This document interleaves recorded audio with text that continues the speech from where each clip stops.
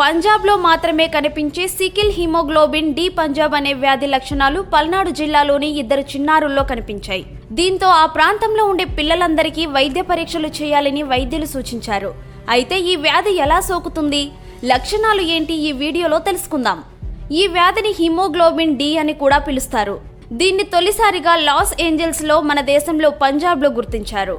అందుకే ఈ వ్యాధికి haemoglobin D Los Angeles, haemoglobin D Punjab అని కూడా పిలుస్తారు. పాకిస్తాన్, ఇరాన్, ఇరాక్ వంటి దేశాల్లో ఎక్కువగా కనిపించే ఈ వ్యాధి మన దేశంలో వాయువ్య రాష్ట్రాల్లోని చిన్నారులను ప్రభావితం చేస్తుంది.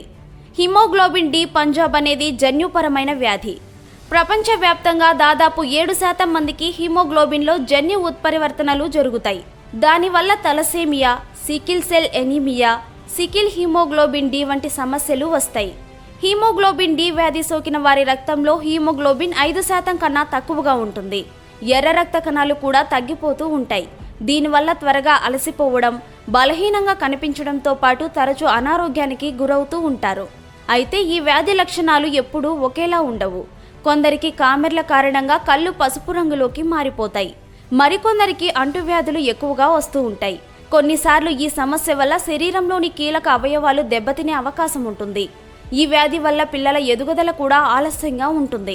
అయితే దాతల రక్తం నుంచి ఎర్ర రక్త కణాలు వేరు చేసి తరచుగా ఎక్కించడం వల్ల బాధితులకు తాత్కాలికంగా ఉపశమనం లభిస్తుంది. ఈ వ్యాధి పూర్తిగా నయం కావడానికి మాత్రం బోన్ మారో ట్రాన్స్ప్లాంటేషన్ అంటే ఎముక మధ్య మార్పిడి చికిత్స చేయాల్సి ఉంటుంది. గర్భిణీలు ప్రీనేటల్ స్క్రీనింగ్ చేయించుకోవడం ద్వారా పిండానికి ఈ వ్యాధి ఉందో లేదో ముందే తెలుసుకోవచ్చు. ఒకవేళ వ్యాధి ఉన్నట్లు తెలిస్తే అవయవ నష్టం, రక్తహీనత వంటి సమస్యల నుంచి బయటపడడానికి ముందస్తు చికిత్స తీసుకోవాల్సి ఉంటుంది.